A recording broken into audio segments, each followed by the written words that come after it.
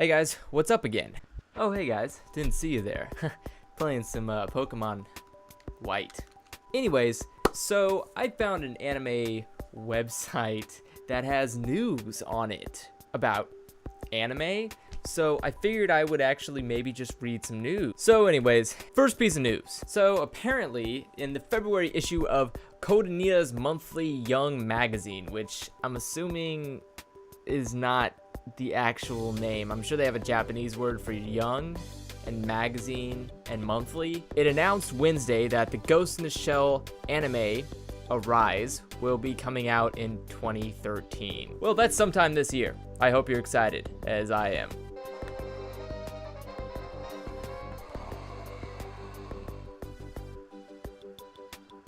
Because I don't know when it's coming out. Just this year, at some point. You know, like how Battle Block Theater was supposed to come out last year, or how like how BioShock Infinite was supposed to come out last year, or how like Where's My World? God Only Knows Season 3. Kazuchi Kais will serve as the chief director, and Tao Ubukata is supervising and writing these scripts. If you're really down the hole, you might be excited to know that Cornelius is revealed to be the composer for the show. And pictures of Motoko Kusanagi have also been released. Those will be right here. Looking pretty good there, Motoko. As a final update, I'm bacon. director Kenji Kamiyama, I'm gonna go with Kamiyama, has confirmed that he is not involved in the new project. Most of you might know Kenji from the Ghost in the Shell standalone complex series. Pretty much all of it. You know, all of the stuff that you guys probably love the most. Not the movies. Yeah, he was the one who directed all of those. But he's not involved in this, so don't get your hopes up. It might just be terrible. And because if anybody can actually read it, Production IG has launched an official website for the new anime, as well as a Twitter and Facebook account. On a more interesting, yet really old, yet really new news, I just got done with White. It was good. I hope number 2 is good. Is it? I hope it's good. North American retailer Right Stoof, because they're missing one F, which means it's not right stuff, because it's not grammatically correct. They have decided to get the licenses for Space Adventure Cobra. For those of you who don't know, Space Adventure Cobra is an animated series from the 1980 genre about a space adventurer who lost his memories by choice and then started remembering them. And I guess he was like a space pirate, and then he remembered, but he had a bounty on his head, and so then wacky adventures ensue. It was the 80s. It was a weird time. Don't worry about it. The important part is that this is the first time the series, the entire series, has actually been released in North America. Now, if you're so inclined, you can find a movie of the show on Hulu. Follow these quick instructions. Go to your address bar, type in hulu.com. From there, type in anime. Oh my. I mean anime.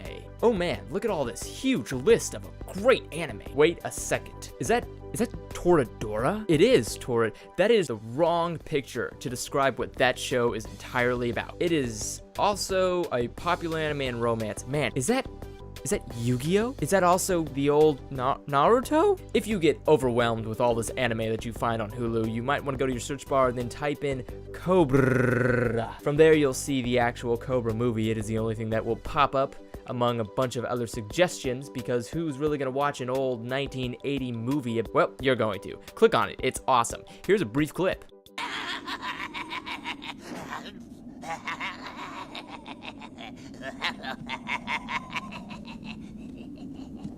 New Galaxy Genesis Gospel according to St. Alton.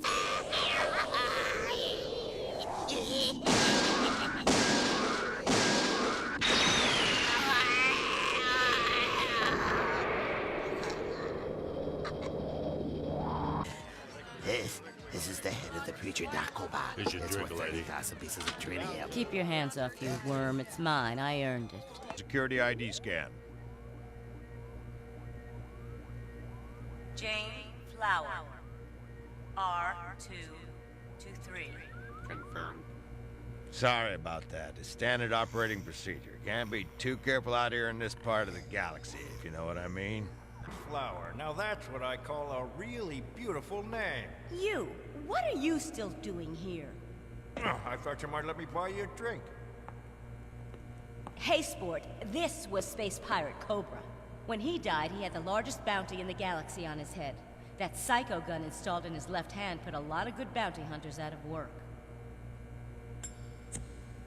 Yeah, it was the 80s. Everything was good. The 31-episode anime adapts Terasawa's 18-volume science fiction manga series, which ran in Shonen Jump from 1978 to 1984. The entire series is going to be released in 2 DVD sets later this year. Right Stoof has also decided to release the stuff digitally, which is going to make it a lot easier for those people who really don't care about having the nice, fancy DVD boxes.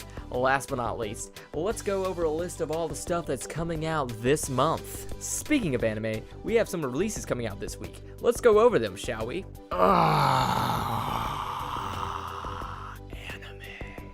From publisher Funimation, we have Panty Stocking with Garter Belt, coming out a complete Blu-ray collection.